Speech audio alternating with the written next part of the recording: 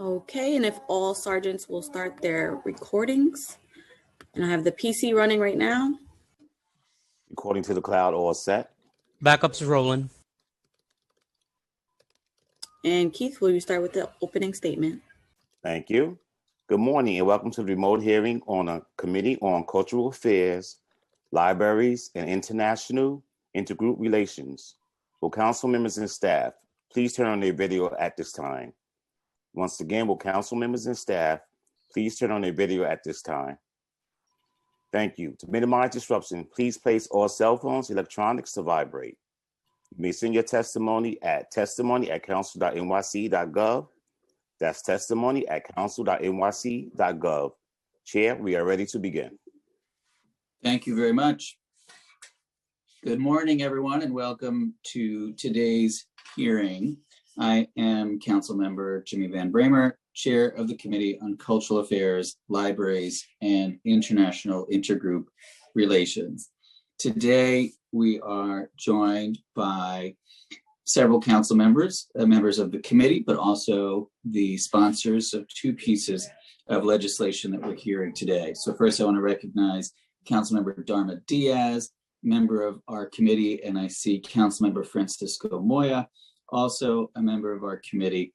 And as special guests, we have Councilmember Mark Levine, who has introduced an important piece of legislation that he will talk about, and also Councilmember Idanis Rodriguez, who has also introduced an important piece of legislation that we'll be hearing today. I want to welcome all of them. As I mentioned, we have three pieces of legislation that we are considering at today's hearing, but I would be remiss if I did not start by addressing that so much has happened since our last hearing. The details and guidelines for open culture, the open culture program that we're so proud of, have been released. We have a new president. The state announced an upcoming series of New York pop-up performances in New York City, and everyone is recognizing how vital arts and culture are to our revival and a just recovery. We've seen new support for the arts coming from Washington, D.C., as Majority Leader Chuck Schumer has heeded the calls of so many to save our stages, save the arts, which really are the soul of our city. And I'm very proud to have been the prime sponsor on Open Culture. And we are thrilled that coming very soon will be the first of its kind ticketed performing arts events breaking out all over the streets of New York City. And with the weather, we hope at some point warming up, and we hope sometime not having snow on the ground, we will see dance and song, and comedy, and acting all over the city of New York. So we hope everyone is staying tuned, and all of our cultural partners are applying to be a part of this program. We're moving the needle at a time when the cultural community needs it most. This will be the fourth hearing where I'm opening by talking about arts and culture in this incredibly important sector in New York City as the second hardest hit industry by COVID-19 with regards to job loss after restaurants, and cultural workers need us. Which brings us to today's hearing. We're focusing on legislation aimed at addressing several important projects. Introduction 1814, which I've sponsored, relates to the selection of outdoor works of art for the Percent for Art program. Introduction number 2048, sponsored by Councilmember Mark Levine, is related to creating a frontline worker memorial task force in New York City.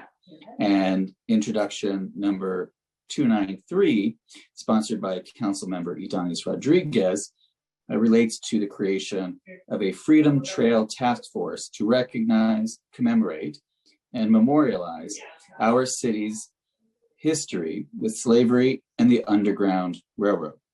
I'll talk a little bit about my piece of legislation and then ask Council members Levine and Rodriguez to speak about their important bills.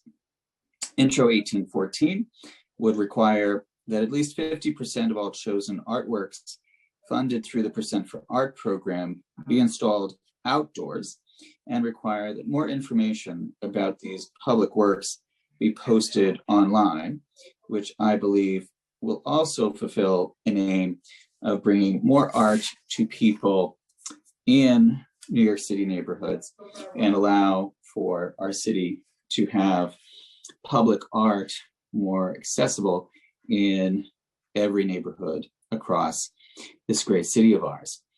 Now I will ask my colleagues, Council members Levine and Rodriguez, to speak to their legislation.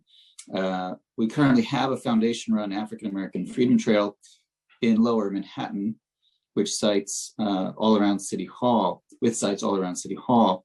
and I'm proud that we are hearing these important task force bills to move the conversation forward about the importance of embracing and understanding our history, especially during Black History Month, and of course, with regard to Councilmember Levine's bill, as we begin to, we hope, emerge from this horrific pandemic and recognize the heroism of so many workers. So with that, I want to call first on Councilmember Mark Levine to speak about his important piece of legislation.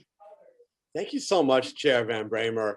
Thank you for everything you've been doing to fight for arts during this crisis and for expediting a hearing for this bill, Intro 2048, which is so critical, I believe, to this city. We are approaching the first year anniversary of the start of this pandemic and of the dates in which we began to lose loved ones in the city. This is a crisis which has been defined by inequality, not just inequality in healthcare and housing, but also inequality in employment. And one of the major drivers of the disproportionate impact that COVID-19 has had on New Yorkers of color is disproportionate presence of this community amongst those essential workers who have been out there serving us, caring for us, protecting us throughout this crisis. Workers in mass transit, workers in healthcare, workers in supermarkets, workers on fire trucks and ambulances who never stopped over the last year and have put themselves at risk in the process, have paid a price in the process. We believe that thousands of essential workers have died because of COVID-19.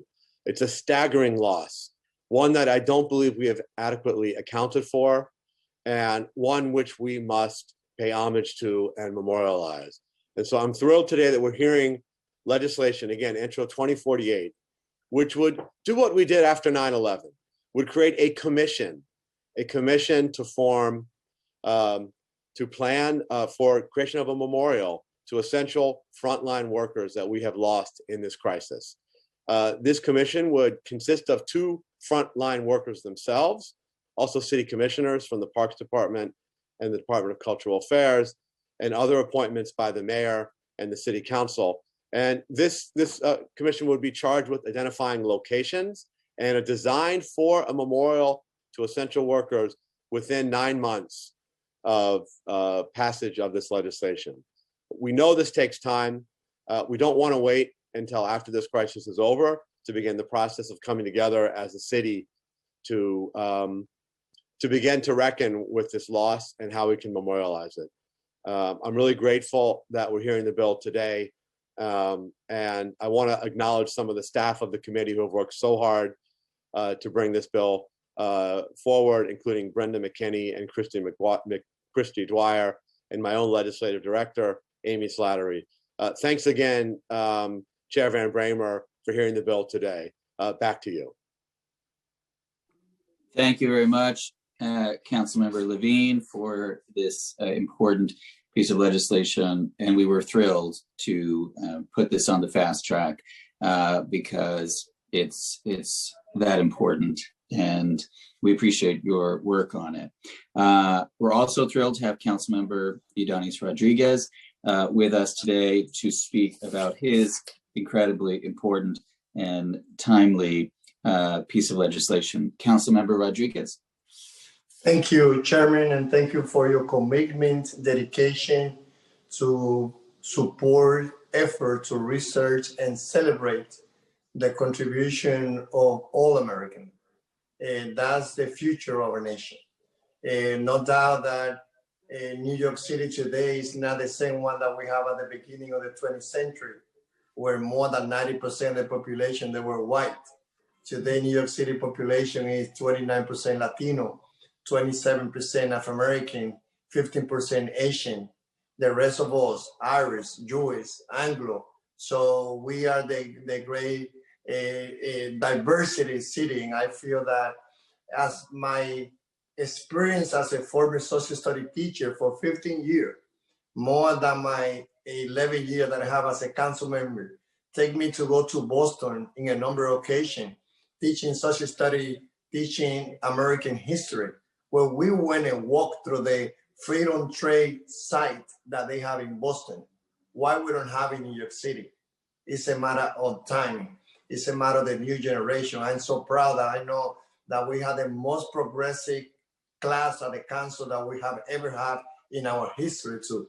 So this is our time. The importance of creating the task force that will study the feasibility to create the freedom trade is so especially important that if we have in this discussion in this month, where we celebrate the contribution, the struggle of the African-American community, our brothers and sisters, that shoulder to shoulder we work to turn our city as a city full of opportunity. History is so important. And that's why the most important group that we have in New York City dedicate their holiday to talk about the history and how that's so important for the present and the future generation. Taking the children to the site that represent the history is important for everyone. So with this plan, with the Freedom Trade Task Force, we hope to see a group that will be studying the feasibility to create walkable site associated with the abolitionist movement and the Underground Railroad, including those sites already marked and others that should be marked. Those sites should be important for the rest of New York City and for all visitors. Thank you to Jacob. Thank you, who has been a champion advocating with us. Thank you to you, Chair. And we hope again that as our nation and our city was built on the back of the African American, we should celebrate the fight, the struggle, and the important contribution that they make to our city. Gracias. Thank you very much, Councilmember Rodriguez. This is incredibly important, and it is part of the citywide, nationwide, and worldwide reckoning with white supremacy. So appreciate your efforts on all of this. I do want to recognize folks from the administration who are here today. We have Commissioner Gonzalo Casals, joined by Kendall Henry. I don't know if Kendall is testifying, but Kendall Henry, the director of the Percent for Art program, is here with us. And Lisa Kersavage, I hope I'm saying that correctly, executive director of the Landmarks Preservation Commission, here as well. And our committee staff will let me know if I have left anyone off. But I want to thank Commissioner Casals for his incredible work and advocacy on behalf of the cultural community in the city of New York. Thrilled to have him as our commissioner. And I want to thank all the members of the community, the cultural community, and others who are joining us today. Here we have a very healthy amount of people viewing the hearing today, so we're thrilled with that. Let me thank my staff, Legislative Director Jack Bernadovitz, my Chief of Staff Matt Wallace, our committee counsel, Brenda McKinney, Christy Dwyer, our policy analyst, and Alia Ali, our principal financial analyst, for all of their work on all of these pieces of legislation and for everything they do on this committee and on behalf of the cultural community. I'm told that we also have Anthony Fabra and Timothy Fry from the Landmarks Preservation Commission as well. So with that, I think I am going to throw this back to our counsel, Brenda McKinney, who will set the stage for this hearing, and we will start to hear testimony. Thank you so much, Chair Van Bramer, and good morning, everyone. So before we start and move to the administration and Commissioner Casals and our guests from LPC, I'm just going to go over several procedures for today. So I'm Brenda McKinney. I'm counsel of the Committee on Cultural Affairs, Libraries, and International Intergroup Relations at the New York City Council. I'll be moderating today's hearing, and I will be calling on panelists to testify. So before we begin, I'd like to remind everyone that you will be on mute until I call on you to testify. And then after you are unmuted, after you are called on, you will be unmuted by the host. When you are unmuted, a little box will pop up on your screen, and you have to accept the unmute. And there is about a 2-second delay, just so you know. Please listen for your name. I will periodically announce who the next panelist will be. For council members, questions will be limited to 5 minutes. And council members, please note this includes both questions and witness answers. Please also note that we will not be having or allowing a second round of questions at today's hearing. For public testimony and members of the public, I will be calling up individuals in panels, and today we only have one panel. So I will be calling everyone at once, just to let you know that the people that are coming, and then individually. We do check at the end if there's anybody that we inadvertently missed, so don't worry if you don't hear your name. Apologies. Again, if you hear your name, someone from our staff will unmute you, and the Sergeant at Arms will give you the go-ahead to begin speaking after setting the timer. Today, all public testimony will be limited to 2 minutes. Again, after I call your name, please wait a brief moment for the Sergeant at Arms. So today I will begin by calling the administration to testify. So we'll call everyone's names, and then I will deliver the oath after I call your names and call each person individually to answer the oath. So we will unmute you as well. So now the following members of the administration will be testifying. Gonzalo Casals, Commissioner of the New York City Department of Cultural Affairs. Kendall Henry, Director of Percent for Art at the Department of Cultural Affairs. Lisa Kursavage, apologies in advance for any mispronunciations, Executive Director of the Landmark Preservation Commission. Anthony Fabra, Director of Community and Intergovernmental Affairs at the New York City Landmark Preservation Commission, and Timothy Fry, Director of Special Projects and Strategic Planning at the Landmark Preservation Commission. So I will now administer the oath to all of you. If you can please raise your right hand, members of the administration. Thank you. Do you affirm to tell the truth, the whole truth, and nothing but the truth to this committee, before this committee, and to respond honestly to council member questions today? Commissioner Casals. I do. Thank you. Mr. Henry? I do. Ms. Kursavage? I do. Thank you. Mr. Fabra?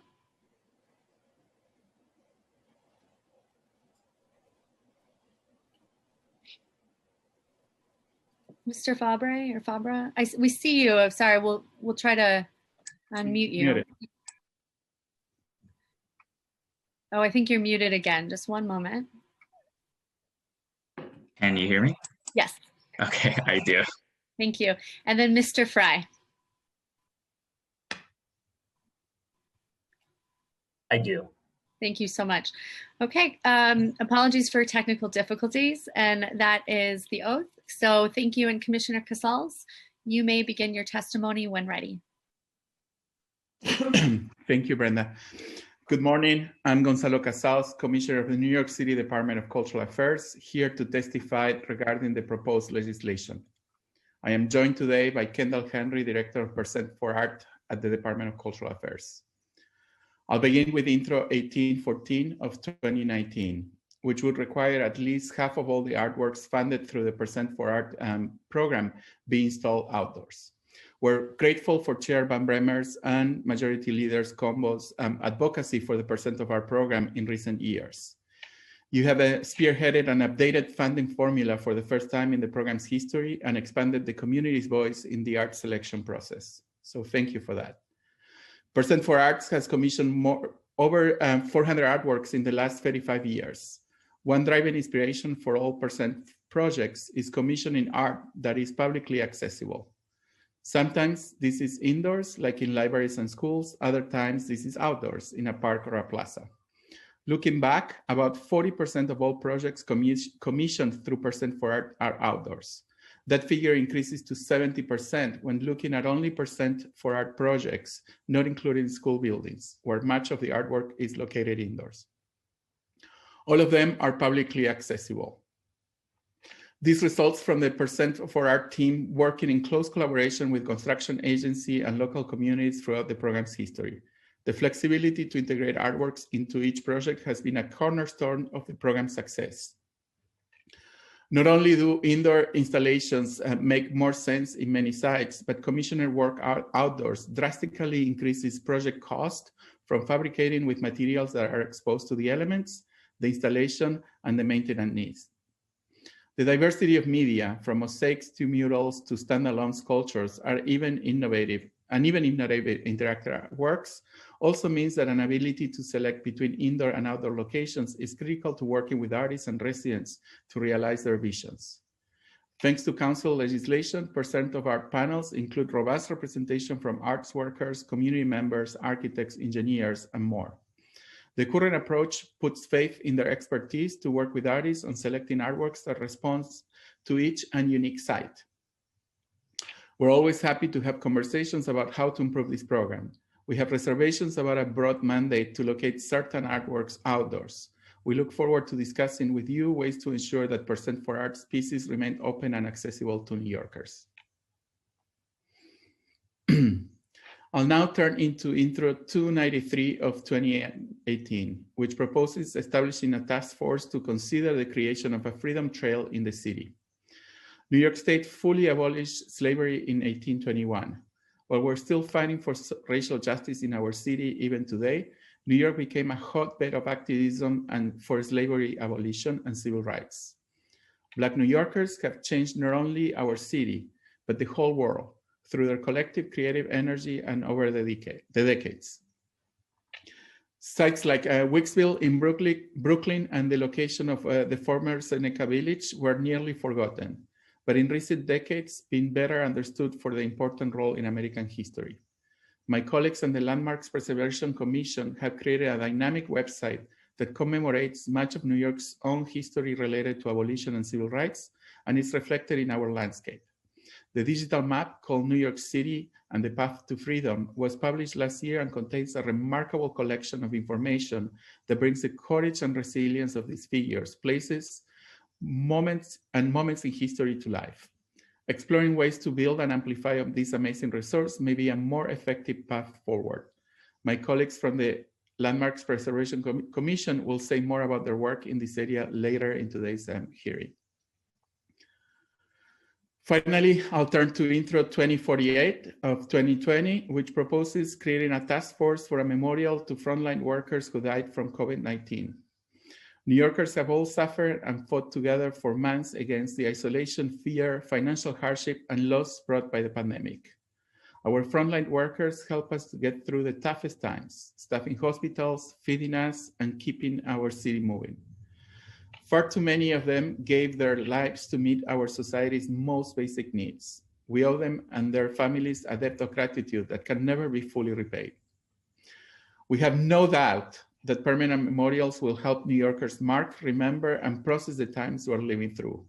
While we have every reason to believe the end is in sight, the pandemic continues to rage around us. Memorials are one way we collectively remember key events and periods of time, often traumatic ones. From the General Slocum disaster to September 11 attacks, our city has carved out space for remembering and reflecting on these painful transformative moments. Is it now the right time to establish a memorial task force while we're still trying to make sense of the different ways communities have been affected? While I'm not sure of the timeline in this legislation, I look forward to collaborating on efforts to commemorate those lost to the pandemic as the full scope becomes clearly in the months and years ahead. Thank you for the opportunity to testify today, and I'm happy to answer any questions you may have. Thank you, Commissioner. Are we hearing from others? Yes, Executive Director Krasavage will also testify.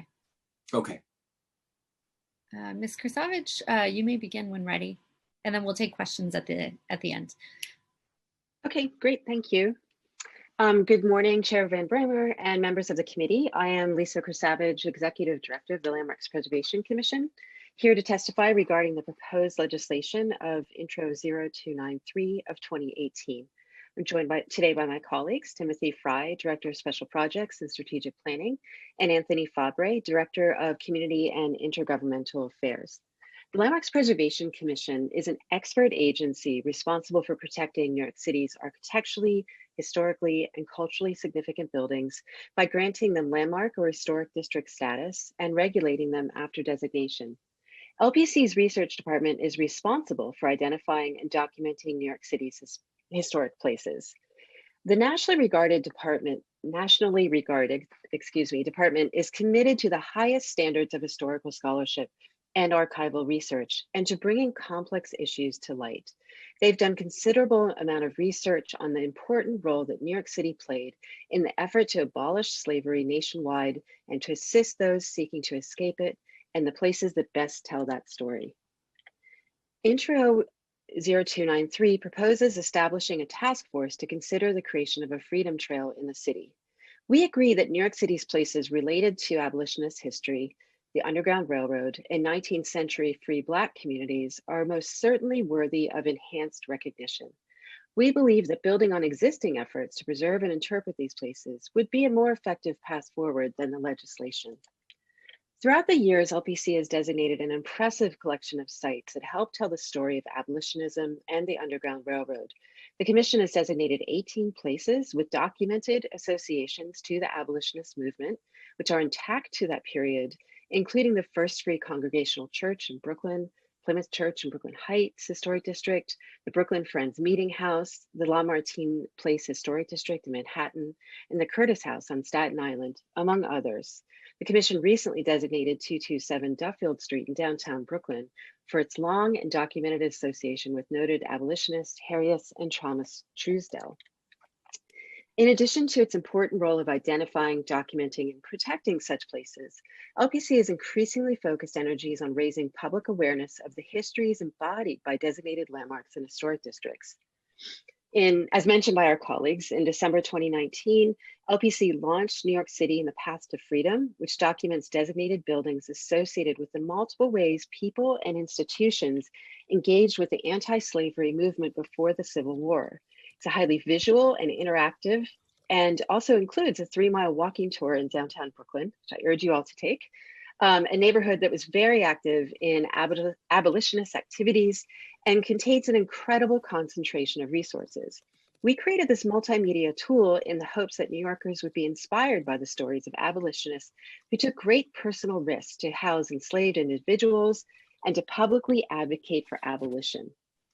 Finally, the National Park Service has already developed guidance for evaluating sites and properties with Underground Railroad history, and LPC has adopted them as part of our evaluation.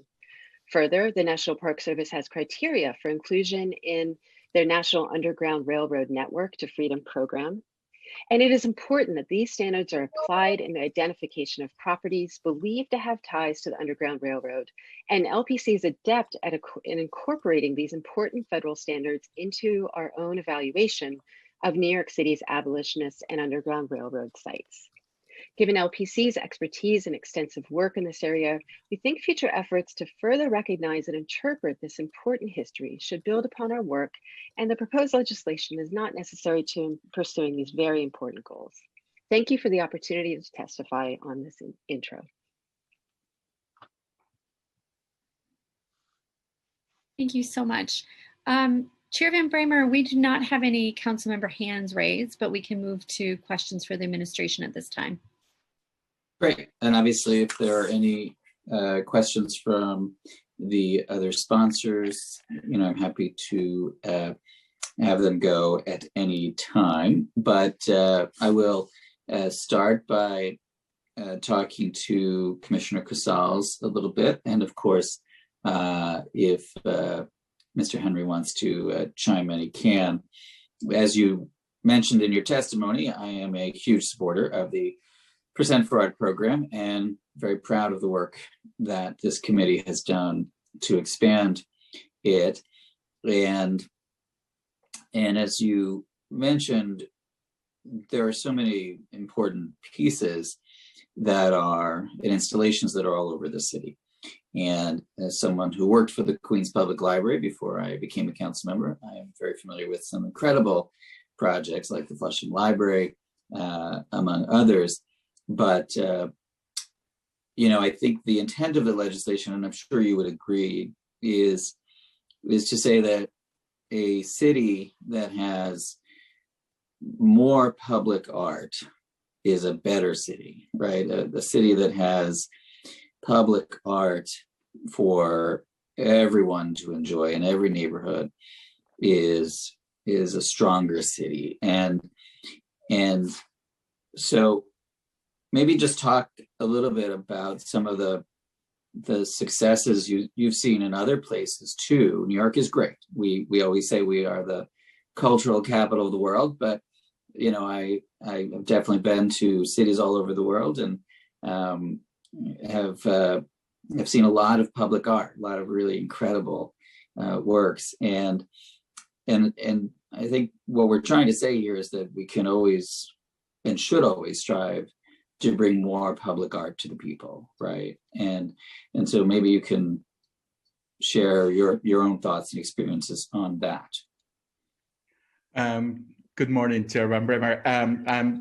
Once again, we're in complete alignment here and agreement to the point that I'm not sure I'm allowed to have favorites, but the artwork at the Flushing Library, it's one of my favorites of them all. I love, that work so much. And I love how people engage with it. I think, it's important to start our conversations by just sort of revisiting a little bit semantics. I think we should not use accessibility and outdoors as interchangeable words. Not every work that is outdoors is accessible. Not every work that it might be indoors in a public building is not accessible. And accessibility at the Percent for Art program starts from the minute that the project starts, right? Not only by the engagement, as you has helped us create through legislation of communities in the neighborhood or in the location that the artwork happens, but it's also in the selection of the artists. And one of the concerns I have by this legislation is really if we're going to be moving a lot of work outdoors in hopes that that's visibly accessible to more New Yorkers, we may be closing the door to a lot of artists that had benefited, even emerging artists that had benefited from participating in this project. Just because of lack of expertise in working with materials and in working with the constraints that it means to create outdoors work, but also to the cost that increases a lot. As I said in my testimony, in the in fabrication, installation, and then maintenance of outdoors work. At the core of the Percent for Art project, there are guidelines that dictate and help make decisions to the multiple partners that work in this process to make sure that the work is accessible as it can be. An example of that is in a school, and this is also mostly for public buildings. One needs to be able to enjoy and be able to access the artwork before even crossing a security checkpoint. right? So any of us can go to any of the many schools that we have installed artwork, look at it, enjoy it without necessarily having to go through security checkpoint, which is sometimes, one of the ways in which many of our fellow New Yorkers feel intimidated and, would make, artwork not accessible. So that's a little bit at the gist of that, right? We could certainly work together and look at examples in which work may have been a little more accessible, but I wouldn't just put everything under the umbrella of indoor or outdoors, because might create another unintended outcomes. Yes, no, I don't think we are conflating those two things, and I think that we're very aligned here. I mean, I would just say that while I understand that an outdoor installation is more costly in the long run, certainly, it is still sort of the unfinished business of our city, that the amount of money that we allocate for Present for Art needs to be dramatically increased. And if we did do that as a city, and for example, you could help pay for that by taxing billionaires appropriately, and then you would be able to build and create incredible works of art, both indoors and outdoors, that lift up our people, right? And both create more opportunities for emerging artists, as you and I both want to see happen, get paid for their work, but also to have some, larger scale and important pieces all over parks and streetscapes in the city of New York, which I think is in fact a sign that our city understands what art and culture means to people, right? That it is sustaining, it is inspiring, and it is something that I believe in. And I know the sponsors are of the two other pieces of legislation who I want to thank are not here, but I know Commissioner Casals, you expressed support, of course, for a memorial for the folks we've lost as a result of the pandemic, and the timing of that. But maybe you could talk a little bit more about that, and vis-a-vis the effort that Councilmember Levine has laid out here. Thank you. And I think it's a perfect segue, but I just want to clarify that I agree with you that there's always room for more art in New York City, public and all kinds of art, and you always will always have an advocate in me for that. To the point that just another technicality, when we talk about Percent for Art, we're just talking a very discrete program, which is artwork that is supported by investment on capital projects for the city. But that practice has been extended to the work that we do in schools, and it also extended to a lot of public artwork that have been doing what we use in the same process that, again, make sure that artwork is accessible, but also there's a process that engages communities in the creation of that. In terms of the COVID memorial, and in the little experience that I have as a commissioner, but also in the last years following a lot of the conversations that have been happening around monuments and memorials, if there's one thing that we all learn is that we should not rush to jump to bronze and marble until we really understand what's the impact that in this case the pandemic has had on our communities.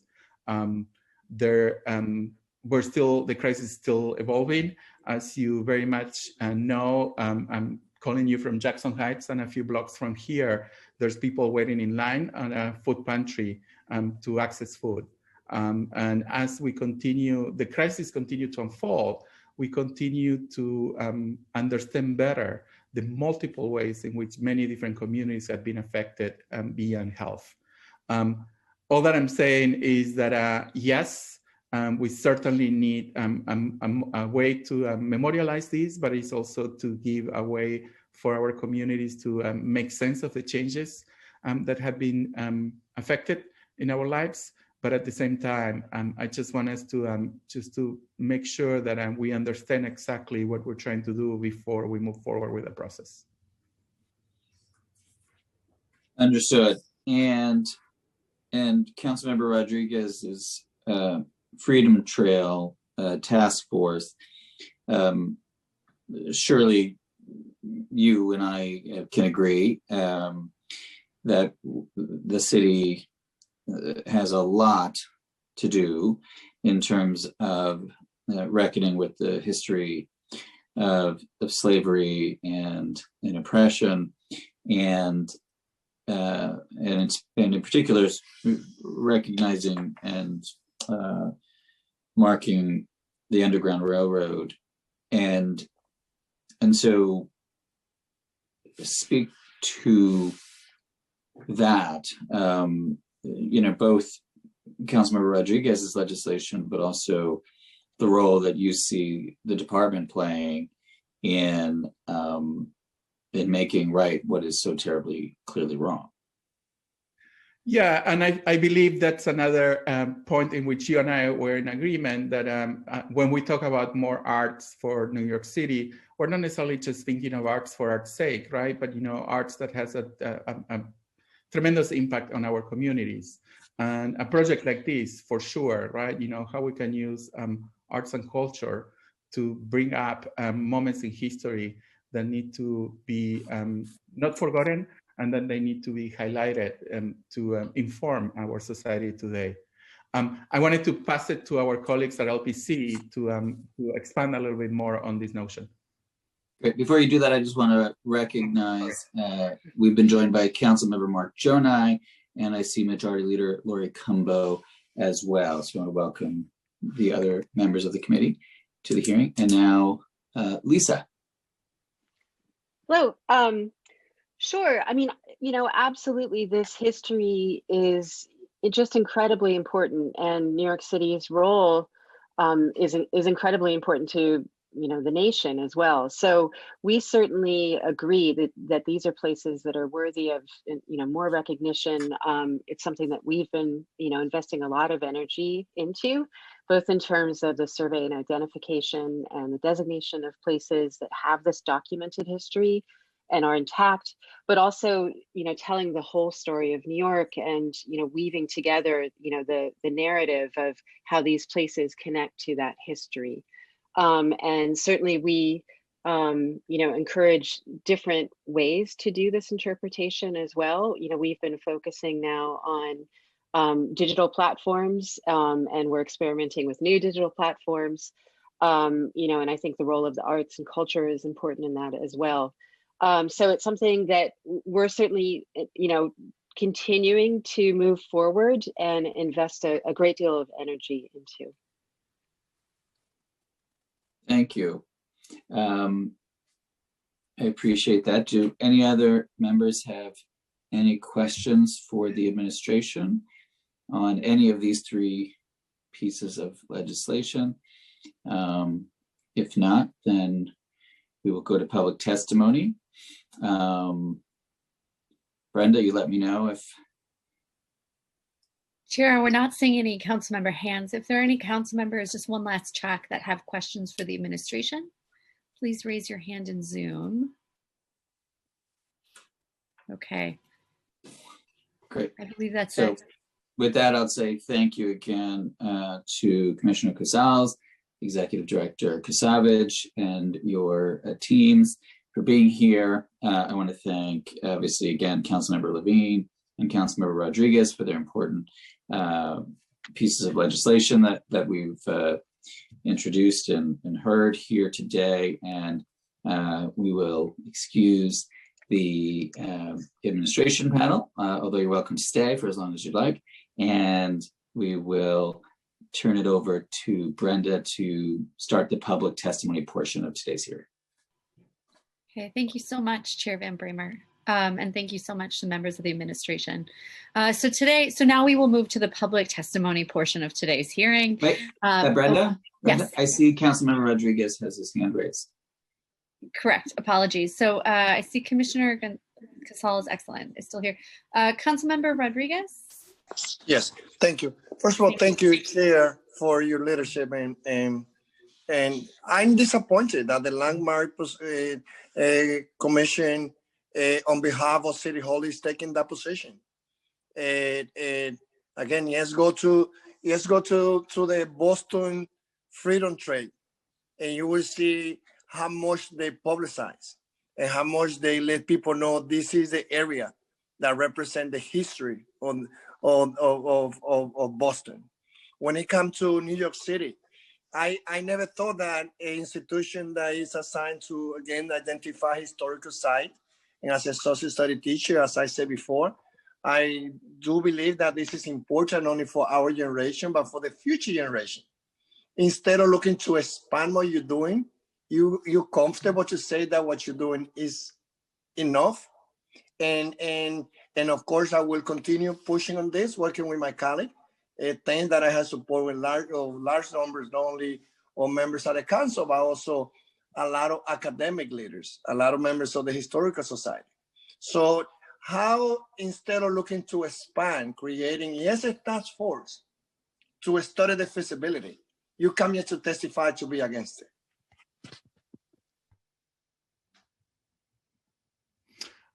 Lisa, you're muted.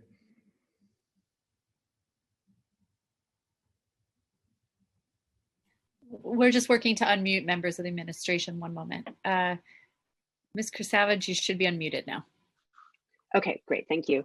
And Councilmember, I do want to really emphasize that we share, I think, the goal with you of, getting more recognition, whether that's, a trail of some sort, or physical, sort of markings. There's a lot of different means to have that kind of trail. I think recognition of these places is important, and we really, share your goal with that. I think it's just, the matter of how we get to that shared goal is the issue. We're not opposed to the idea of a freedom trail by any means. We've included trails in our, in our own digital documentation, and we're really wanting to tell this story because we agree that it's very important for future generations and today's generation. And it's New York City has a wealth of history that I think the world should see more of. Can we unmute Councilmember Rodriguez? Apologies, there's a delay with unmuting. We're Okay. unmuting Councilmember Rodriguez. And thank you. And I'm happy to hear that approach and that clarification. Again, this is about getting to our goal, and hopefully, with the chairman and us and you guys, we can continue having conversation to see how we can advance to that goal. This is about telling the story of Juan Rodriguez, someone who was the first and Native American who settled in New York City. It's not included in our history. It's not included about, this is the potential area where probably when the Dutch brought Juan Rodriguez in 1613, he could be in this area. So, and this is about the abolitionism movement, and again, I'm happy, and it's not that I don't recognize your commitment, your dedication to, identify those sites. But for me, as someone that came here at the age of 18, that raising my two daughters, 14 and 13, knowing that they Black, they Latinas, they Dominican, I think it is important, again, to, do the best we can. It's not only about the freedom trade. It's about, when you look about DOE, like most of the books used by the teacher, it's like doesn't reflect authors who are Black, who are Latino, who are Asian. So when you come to, who, even when you look up on how in the past and thank you to the chair and former speaker Melissa Margarito and us, we've been able even to bring some changes in the formula of how we distribute funding to the cultural institution, because the one that we've been using is the same one that was established like decades ago. So it's not just about the freedom trade, it's about, for me, how we make decision to give the investment, the respect, the publicity. And I'm happy to hear again that it's not just about you say strong no, but it's about again, how can we get there? And I do recognize the work that you do, and hopefully we can continue this conversation. Thank you. Thanks. Thank you, Councilmember Rodriguez, for your passion and for never letting this go and so many of the other fights that you have fought for justice. It is incredibly important. And Lisa, just to put a finer point on it, the administration is not opposed to Councilmember Rodriguez's bill, correct? Well, I think I think we share a goal of, seeing some ways to, better enhance the understanding of these places, and whether that's a freedom trail or other means, I think that is definitely a shared goal. And LPC has done a lot to recognize these places and, are eager to work with colleagues to do more. Okay, so I did not hear opposition to the bill, which is good, and we will take that. And I realize you're speaking, on behalf of the greater team, and maybe you can't go and say certain things, but I think we do believe in the urgency of this, right? That we cannot delay justice, and as Councilmember Rodriguez pointed out, right, there are inequities throughout our education system, and we can't just have an app or something that seeks to tell this history, right? It's got to be public, it's got to be permanent, and it's got to force us to confront history, and then also celebrate some of the good and amazing parts of our history, like the Underground Railroad. I see Councilmember Diaz has her hand raised. I think Lori was just air clapping there for a second. But Councilmember Diaz.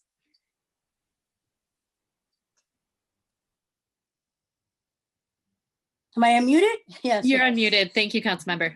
Great. I just wanted to share the excitement at this end when I'm hearing my fellows supporting and endorsing the conversation that we're having here today and publicizing and acknowledging our history.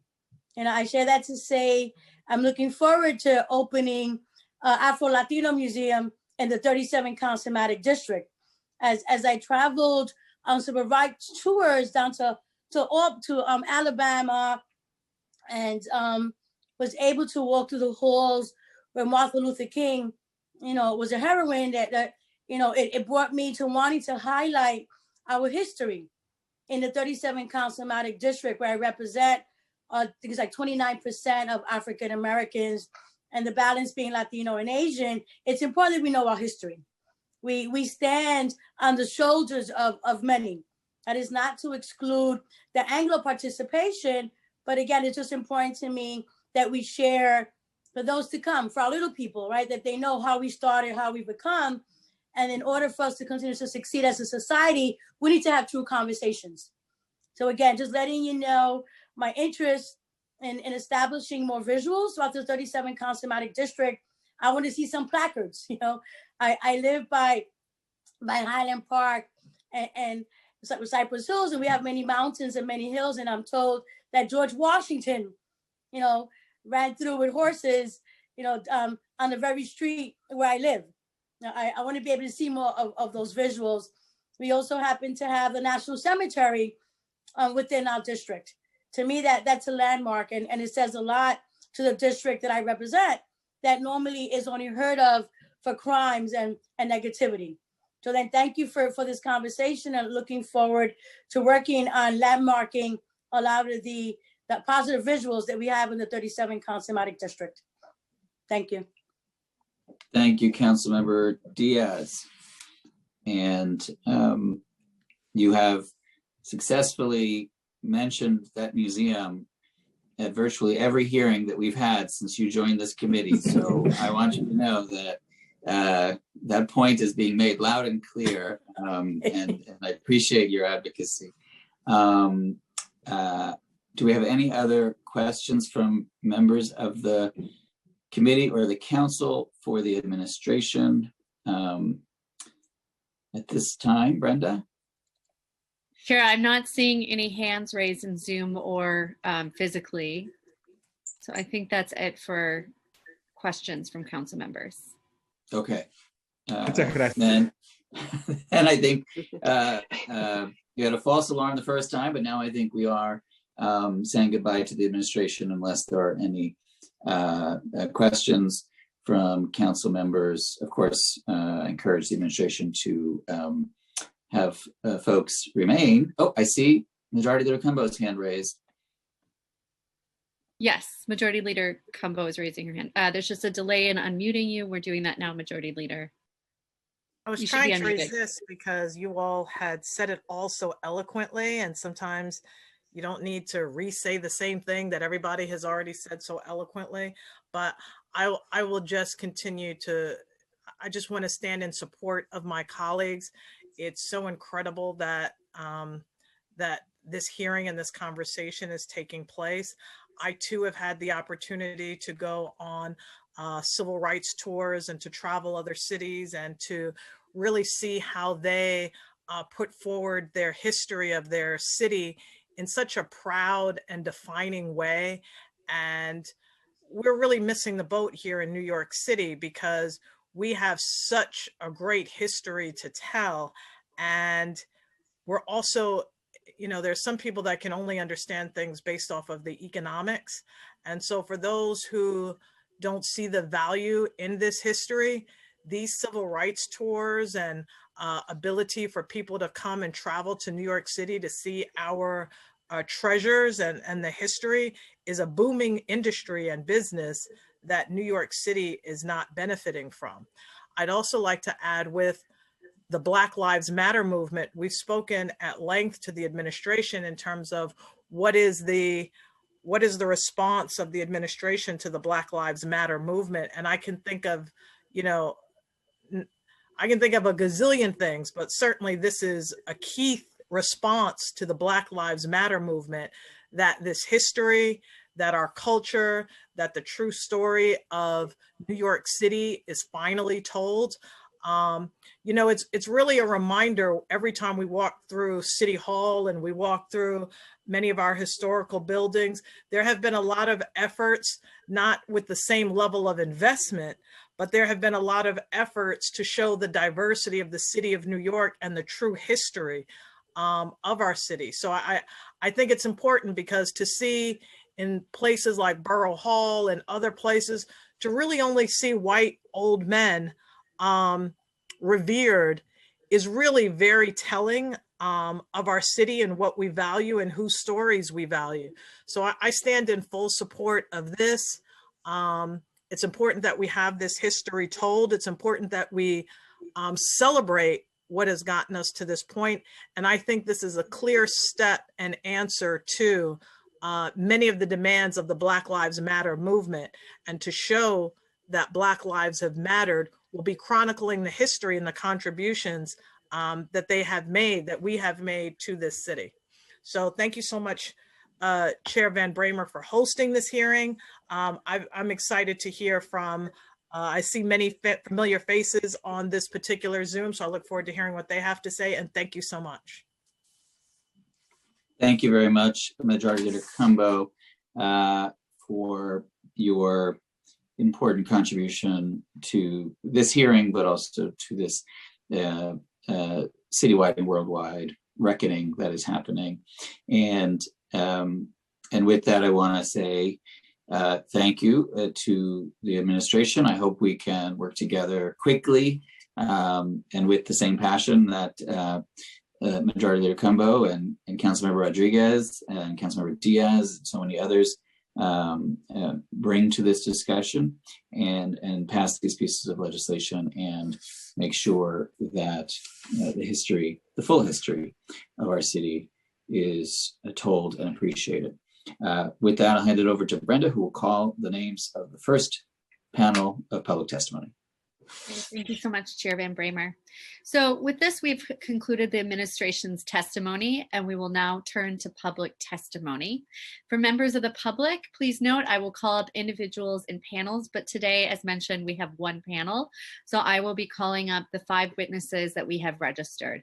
If there is anyone we inadvertently missed, we will be calling names at the end. Council members, if you have questions for a particular panelist, please use the raise hand function in Zoom, and you'll be called on after everyone on the panel. So those 5 witnesses have testified in the order that you raised your hand. And for panelists, once your name is called, a member of our staff will unmute you, and then the Sergeant at Arms will give you the go-ahead to begin after setting the timer. As a reminder, all testimony will be limited to 2 minutes today. Please wait for the Sergeant at Arms before you begin.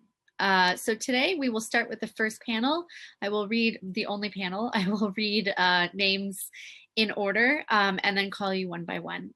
Again, there is a delay in unmuting and you should see a box pop up, but apologies for the delay. So panel 1 is Jacob Morris from Harlem Historical Society and the New York City Freedom Trail Foundation. Dominique Barnuka Hood, apologies for any mispronunciations, from Historic Richmond Town.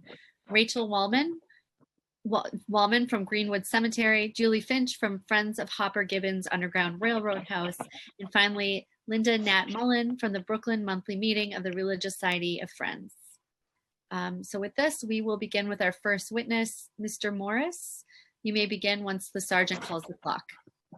Time begins now. Oh, thank you. Thank you. I want to thank Councilman Rodriguez, first of all, for his continuing support and as he showed today, his passion and appreciation for making this happen and working on making it happen. And I also want to thank Chairman Van Bramer so deeply for having this hearing today. Finally, it's been a long time that we've been hoping to get this to committee so that you guys can vote in favor and get it to the floor of the council. And we could make this happen for New York City. This is a task force to study how best to implement this.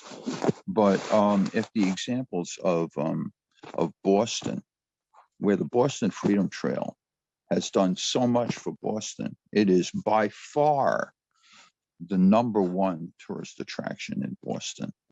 And that's an appreciation for Boston's role in the struggle for freedom from England. Philadelphia copied Boston and modeled their constitutional trail, which has only been instituted in the past 10 years. And that is now one of the top 5 tourist attractions for Philadelphia. And that tells the story, of course, of Philadelphia's role in making a constitution and America with the Declaration of Independence and the formation of our country. New York City has its own unique story, a great story, the story of the struggle for freedom from chattel slavery and the dignity of humanity, the fundamental dignity of humanity.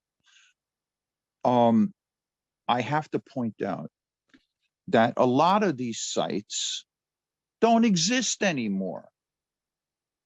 Let's call it the creative destruction of New York City and its buildings. So many of these locations do not exist. They exist in the echoing halls of memory. But they absolutely, historical scholarship confirms that they happened.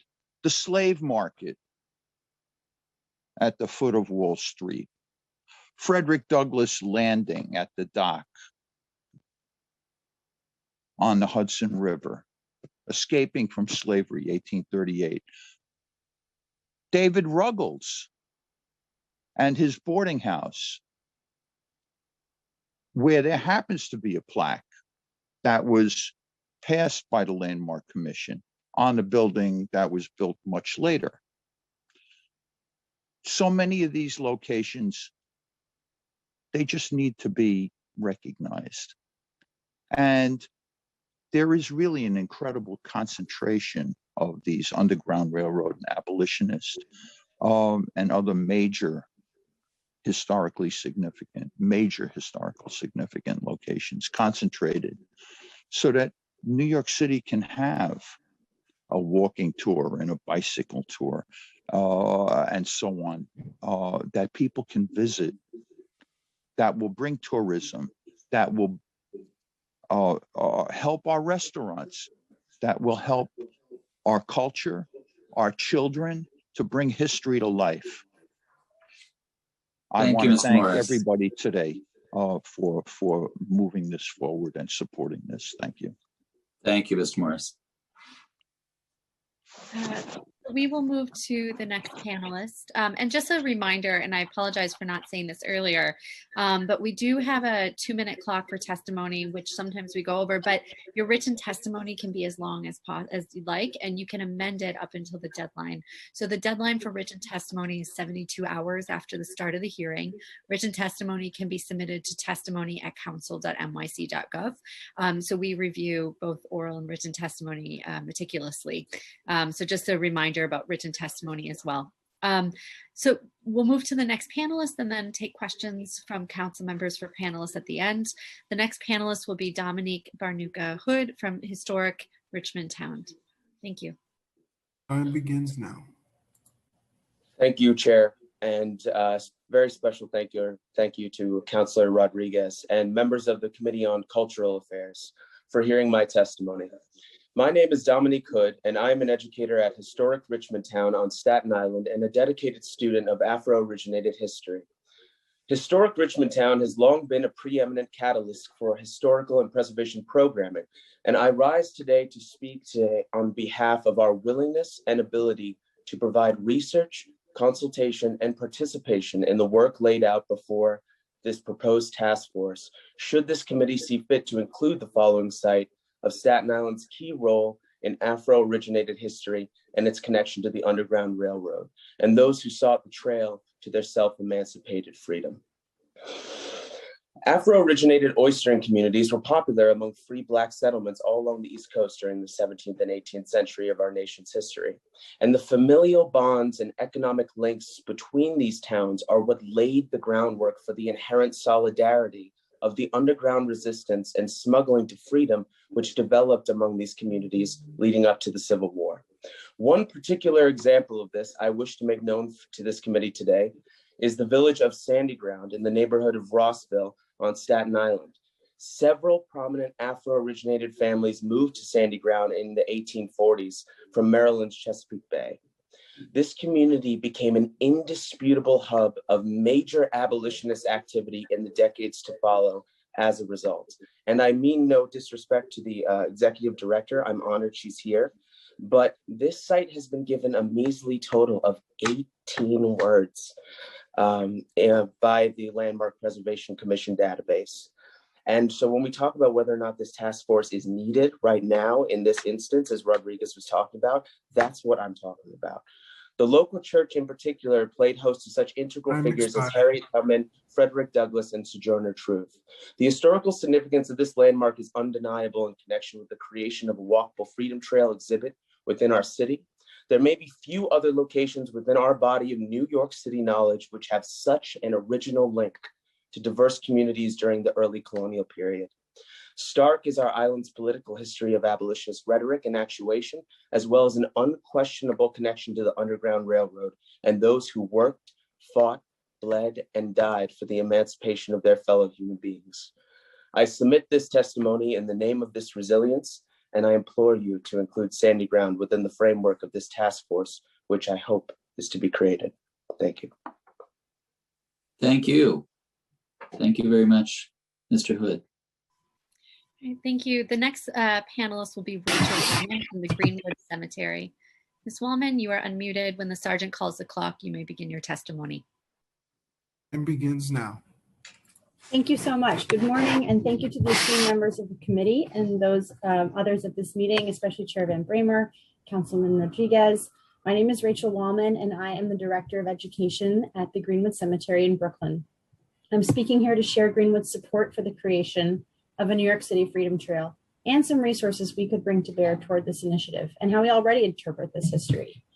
For those unfamiliar with Greenwood, it is a 183-year-old active cemetery and National Historic Landmark, a public art space, and the most highly accredited arboretum in New York City. And admission is free, oh, am I still muted? No, I'm not. Okay, sorry. We can hear you. I'm muted for a second. Admission is free 365 days a year. Abolitionist history runs deep at Greenwood. The Freedom Lots section of the cemetery contains the remains of 1,300 Black New Yorkers whose lives span the 19th century. We believe it is the largest known undisturbed Black burial ground in the northern United States. High school interns helped restore this area in 2015 and gave it its moniker. Visitors to the Freedom Lots can read interpretive panels, and a free virtual tour of the area is available on our website.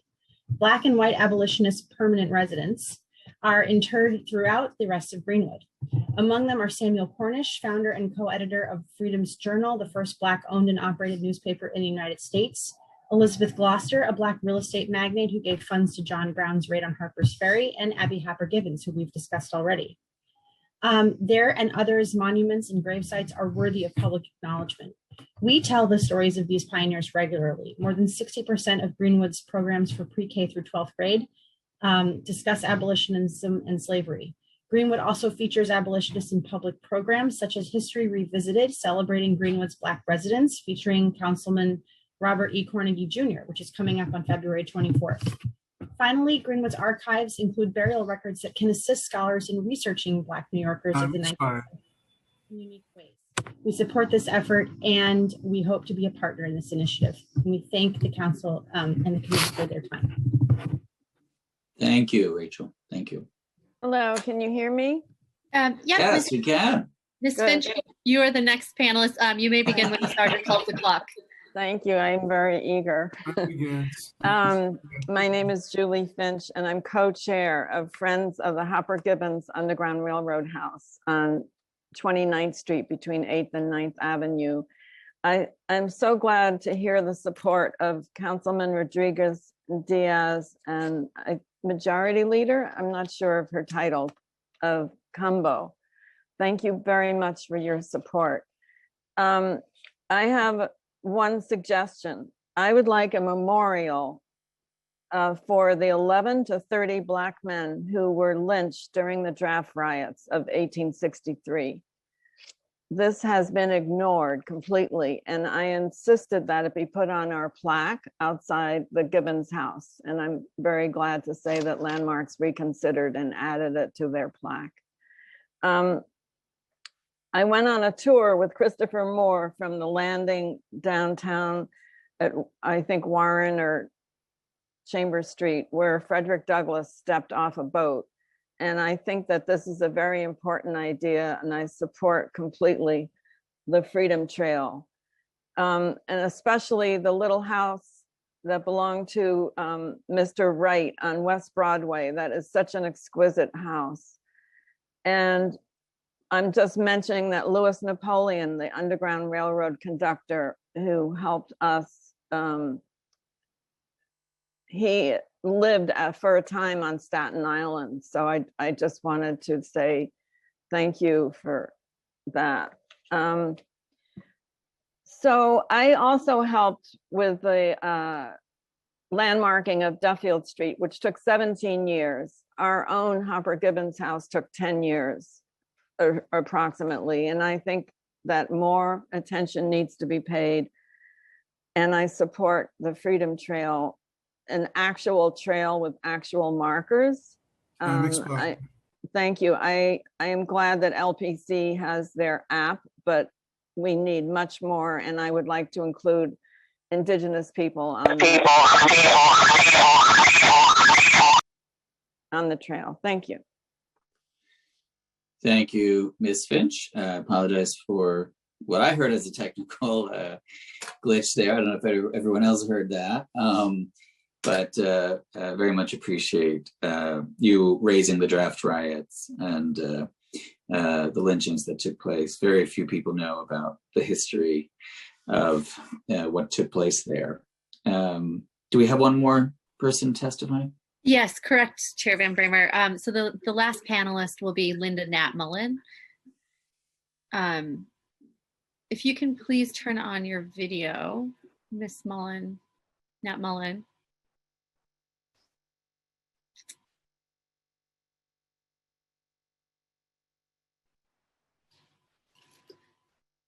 We might be having technical difficulties. If you can bear with us, we're just working on it, but we have one more witness.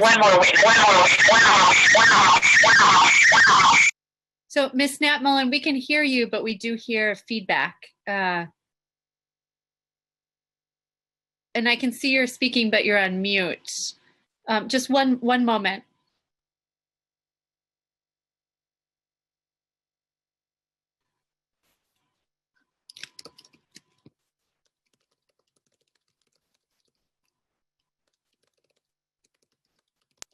Hello, are we good now?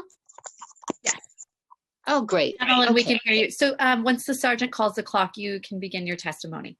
Thank you so much. And sorry for the problem, the technical problem. Time begins.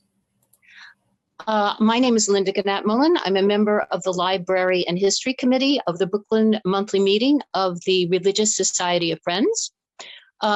And I want to thank everybody for the testimony so far. And I would like to add, creating a freedom trail in New York City would not only give New Yorkers and tourists a better feeling for the past, it would potentially create better feeling in the present.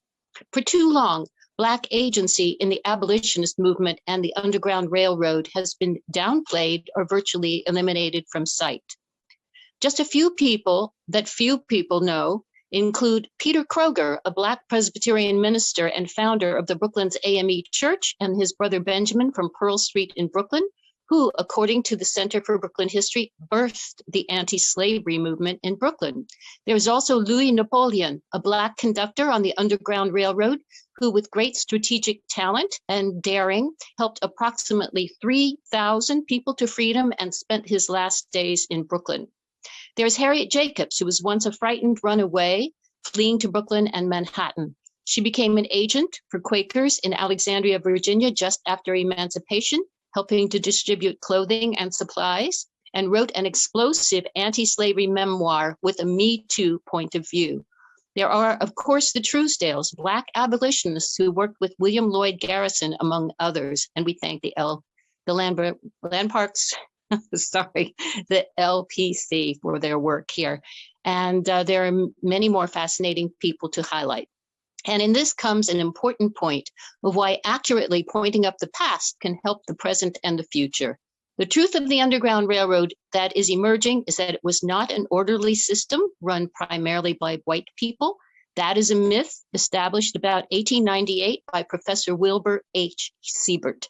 The understanding we have today is that Black agency was very important in the antebellum period, and that Black and white people worked together in a worthy cause. This is so critical to get across. As Quaker historian Chris Redensmore states, somehow the emphasis shifted from the story of the enslaved seeking their own freedom, largely and almost exclusively without help from the Underground Railroad, to stories of how white people, often Quakers, aided fugitive enslaved people. By mid-20th century, the Underground Railroad story was often told as if the only actors were white and the freedom seekers themselves were passed from safe house to safe house. One must be suspicious of feel-good history. So we truly welcome the development of a freedom trail in New York, and that it may allow all of us to understand the true history of the anti-slavery movement and will allow all of us to become a little more free. The truth does that. Thank you. Thank you very much, Ms. Nat Mullen, and appreciate that we were able to work out those technical glitches so we could hear your very important testimony. I would first ask to see if any of my colleagues have any questions or comments about the 5 speakers who have spoken so eloquently and powerfully about Councilmember Rodriguez's bill, which I think all of you addressed. But I will just say thank you, Mr. Morris, for banging the drum very loudly here and making sure that this history is told and told correctly, and appreciate your work on this. And to all of the others, you're all doing incredibly important work, and it's important that more people know what you're doing and the history that you are sort of excavating in many ways, right? History that has been buried or been intentionally made to disappear, and you are bringing it back and making sure that people know what really happened, and that's really, really important. So I want to thank all of you for not letting it go, and for insisting that the stories be told, and that the history that has systematically been erased is retold, and in ways that people see it, feel it, know it, and when appropriate, celebrate it. So I want to just say thank you. And I don't know if any of my colleagues have any last words to say, but obviously we will push forward with Intro 293 and the other bills as well. We will keep working on, but I just want to say thank you for this important conversation. I'm really proud this committee has, while passing open culture, has had several hearings that respond to the Black Lives Matter movement and have really leaned in to this time, which of course is appropriate that all of our committees and all of our work does that, but this committee in particular. So with that, unless anyone has any last words from the council members, I will hand it back over to Brenda McKinney for some housekeeping before I close the hearing. Is that what I should do, Brenda McKinney? Correct, Chair.